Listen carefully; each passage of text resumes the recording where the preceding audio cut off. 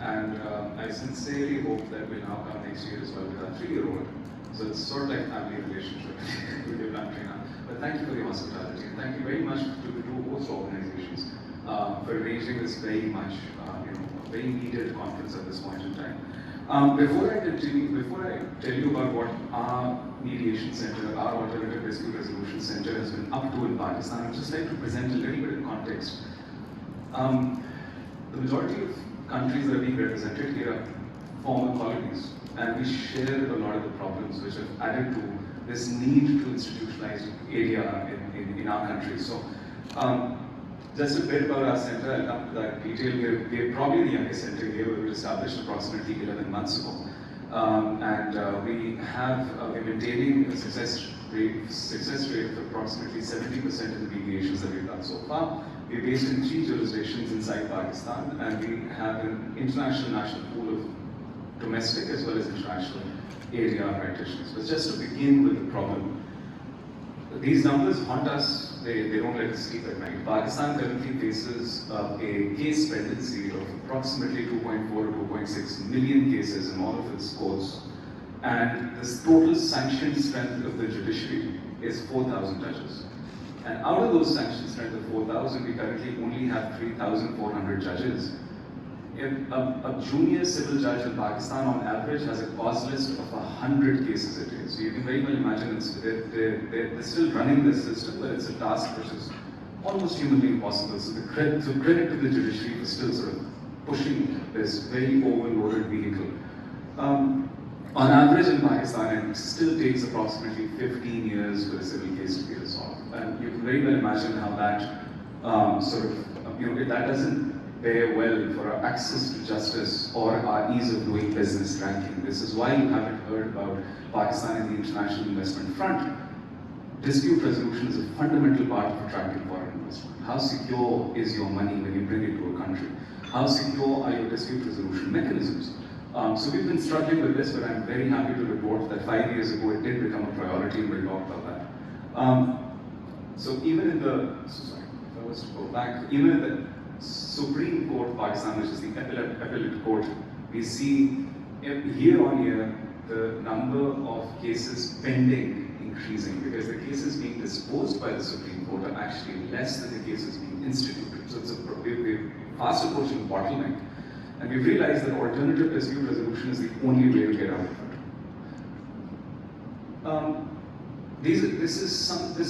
And we share this across our formerly colonized countries. We share this hangover in our judicial system, primarily because the judicial systems that were created under the colonization era were based on certain principles. They weren't exactly in accordance with the societal, customary, or cultural practices of our countries.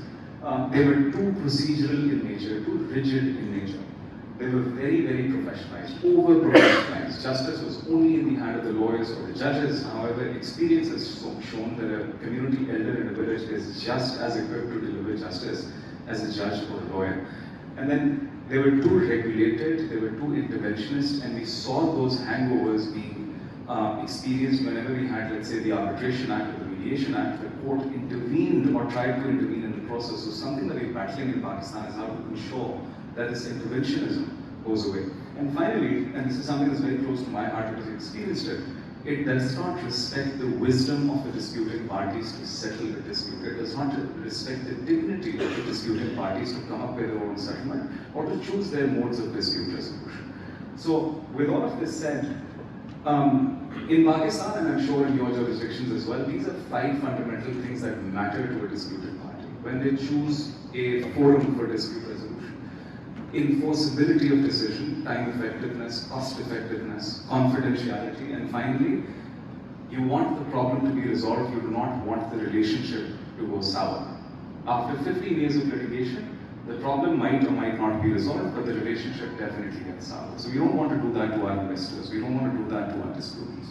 So, the Pakistan now very much, and I'm very happy to report, is very quickly moving towards a multi-tiered dispute resolution system where litigation is at the very end and at the very beginning is simple negotiations between parties.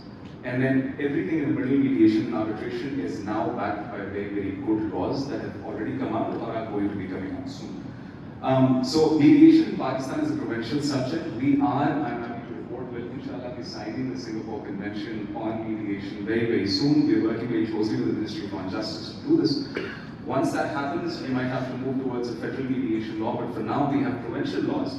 And the Arbitration Act, we're approximately 30 years behind India in coming up with a new Arbitration Act. India came up with theirs in 1996. We were still following the 1940 Act. Well, we are.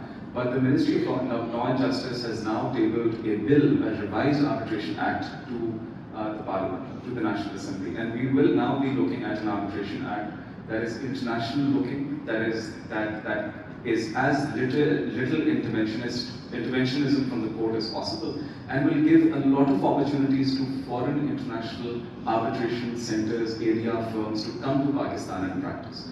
So we will be sharing this act with you and the organizers very soon. These are core features in all of the provincial laws. These are all of the core features that have been guaranteed by the law. So confidentiality, even the Supreme Court of Pakistan cannot call me as a mediator, as a witness in a case if it goes back to court. It is expedient, the maximum time provided is 60 days.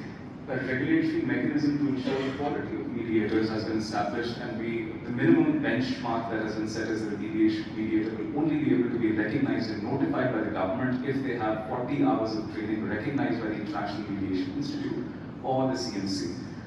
There is no appeal, of course, and it is now judicially enforceable. Any mediation agreement in Pakistan can be filed, a settlement agreement can be filed in any civil court of that province to become an order of the court, usually in our experience in 4 to 5 days. So we're moving towards that system. We're very, very late to this, to the alternative dispute resolution party, so to say. We've been learning best practices from India, we've been learning best practices from Singapore, from Italy, from the US, from the UK, and also from Sri Lanka, from your center, madam. And we have then come up with a Pakistan sort of mediation and arbitration ecosystem. So Turkey, for example, managed to resolve approximately 3 million disputes within a span of 10 years. 2012, the Mediation Act came out. By 2022, 3 million cases had been resolved through mediation. The number of cases referred to mediation is a lot more than that. In Pakistan, these are all of the cases. Arbitration, of course, you're well aware, but the reason I'm sort of focusing on mediation is because now Pakistan is a mediation-enabled country. All of these cases, whether they're domestic or international, are now mediatable, so to say. And the courts are standing right behind the mediation ecosystem. MICADR, our mediation center, is part of a larger organization called the Legal Aid Society. The Legal Aid Society is a non-government, not-for-profit organization that is working very closely with the Supreme Court of Pakistan, the provincial high courts, the provincial government, and the federal government to establish an ecosystem which, like Madam very rightly pointed out, does not just include mediation centers or arbitration centers and arbitrators and mediators. It includes the right legislation, the right kind of input from the legal fraternity as arbitration practitioners or as mediation advocates, training programs in law colleges to make sure that you're graduating ADR champions as opposed to people who will be opposed to it. So, and finally, linkages, a very evolved alternative dispute resolution system where a person from a community in a certain village is linked to the system and he doesn't have to go through the formal court process to get justice. So we're trying to build this ecosystem in Pakistan. The judiciary, again, the nature of most post-colonial societies is that the approach is typically very top-down. So unless the top decides that this is now an agenda, stakeholders at the bottom of the food chain, usually no matter how much they do something, they will not be able to change a country's behavior. Very happy to report that now the senior puny judge of Pakistan, Justice Shahzar Ilahi, who is going to become, inshallah, the Chief Justice in November, has been spearheading the arbitration and mediation efforts in Pakistan. It was under his chairmanship that the committee came up with the draft law on arbitration, and we have judges from the superior courts who are now pushing for reforms in their courts, either through practice directions or through very much needed beautiful judgments. And you'll also be surprised to know that out of these individuals on the screen, the ones with the green arrows are actually internationally accredited civil and commercial mediators.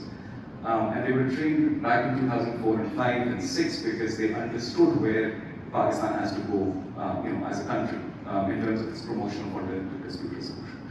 Coming to a center very quickly, the Musaleha International Center for Arbitration Dispute Resolution is Pakistan's first center that is officially notified by the Ministry of Law and Justice and provincial high courts across the country. Like I said, we're very nascent, we're very new, we have a lot to learn from everybody here, but we have successfully maintained an average success rate of approximately 70%. Of course, cases that are referred from the courts to mediation are slightly more difficult to handle because the parties and the lawyers are used to, are expecting court decision. But it's voluntary mechanism, this voluntary uptake of ADR is where the actual success lies. So lawyers bringing their disputing parties to alternative dispute resolution prior to going to court is where the magic actually happens.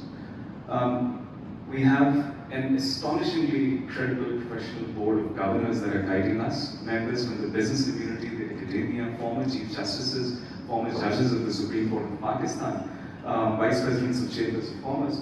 We have a panel of national advisors on ADR, and most importantly, we have an international advisory panel, and a couple of more people will soon be joining us. These are leading ADR practitioners in their respective jurisdictions in Middle East and North Africa, in Central African republics, etc., etc. In terms of, so what we're trying to do is that in terms of our trading and advocacy efforts, we're very closely associated with government or state regulated bodies, for example, the Federal Judicial Academy, the Chambers of Commerce, and on the commercial end, some of Pakistan's largest listed enterprises are now partners with Musaleha, and they're actively using our services to resolve disputes, whether that's domestic arbitration or as mediation. So you have energy providers like the Swiss Southern Gas Company, like Karachi Electric, you have some of the largest clothing manufacturers and exporters, and you also have law firms that are now beginning to partner with ADR firms for training and capacity building, and for also presenting us as an option to their clients to go and have their cases resolved quicker as opposed to courts. These are the services that we offer: arbitration, domestic and international. We are happy to report that with the new law coming out, our rules for arbitration are all ready. Some of you might be receiving them for comments. We would love to hear if you could add more value to our arbitration rules. We offer mediation services, online dispute resolution services, model ADR clauses, and also certified trainings. In terms of the strength of our ADR practitioners, we have approximately 70 mediators who are notified in one province in the High Court of Sindh. This is where Karachi is, Pakistan's commercial hub. And we have 43 mediators notified by the Ministry of Law and Justice in the capital. We have arbitrators that include former judges, of course, High Court judges, but this is also something that we deal with in Pakistan, this monopoly of judges, or retired judges in the arbitration ecosystem, but we're trying to break that. We have young partners in law firms, or international young practitioners who recently joined us as arbitrators, making our panel a lot more diverse than it used to be. And in terms of the expertise that we offer, we have handled these cases in the past, so when I say that we have these expertise, we have experience to show for them as well. Our case management process, of course, for mediation is pretty straightforward. The mediator is appointed with the consent of both parties. A list is given based on the nature of the dispute and the credits or the profile of the mediators. The parties then choose 3 or 4. Whoever is the common mediator is then appointed. In terms of arbitration, we usually do reserve the right to appoint the final arbitrator. The parties do have certain autonomy as well. Sarah, my colleague, is the one who's actually drafting our arbitration rules. We'll be talking a lot more about that in the panels to follow. We offer services in Karachi, in Islamabad, and Pakistan. Of course, because we were limited by space, we can't really, because we are seeing an influx of cases, what we've done is that we've partnered with Pakistan's largest co-working space called Daftar Khan. And now everywhere that co-working space operates, some rooms have been specifically designed to host arbitration and mediation proceedings. So without injecting a lot of capital, we still have space available for our disputing parties and ADR practitioners. This is a model that we really learned from Singapore and from Turkey, where this is very, very common. Our training programs, we offer internationally accredited mediation trainings through service providers that are recognized by IMI, CMC globally, and CME, of course. And we then also have some fundamentals of negotiation, fundamentals of arbitration for people who are not from the legal fraternity. So corporate leaders, CEOs, boards, etc. So we provide them the trainings to understand what ADR is. One of the things that has really sort of helped us is our mediation advocacy course. Myron is absolutely right. A lawyer with little to no understanding of mediation and only relying on laws and precedents coming into mediation makes matters a lot more difficult to settle. Which is why what we're doing is that we've trained approximately 800 lawyers as mediation advocates, and we have another 100 in the pipeline that we'll be training now. Our aim is to train as many members of the bar as mediation advocates as possible so that they can help the mediator and their disputed parties come to a settlement, as opposed to simply relying on law and precedent to do so. We have a membership package which we offer to corporates, and this is how we also sustain ourselves. And against these memberships, we usually train the in-house legal counsels on alternative dispute resolution and arrange a lot of conferences and awareness and seminars. So a lot of corporations in Pakistan are now actively using our services.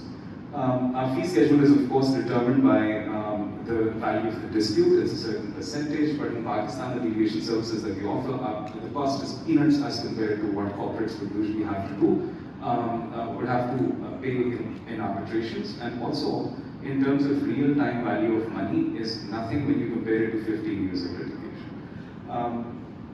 This is some details of how you can reach out to us, but of course Sai and I will be here for the next 3 days, and we're open to answer any questions. Pakistan also is now, and for those of you who don't know, Pakistan has created a special investment facilitation council, which is a body that has been established at the highest levels of government to bring in foreign investment. Whatever we are doing in Pakistan aligns very closely with the goals of SIFC. So in the next 5 years, you will expect a lot of investment coming into Pakistan because of this improved legal landscape. So potential ADR centers, law firms, investors that would like to come to Pakistan to take opportunity of what is happening, Sara and I are here to discuss potential collaborations. Thank you so much for your time.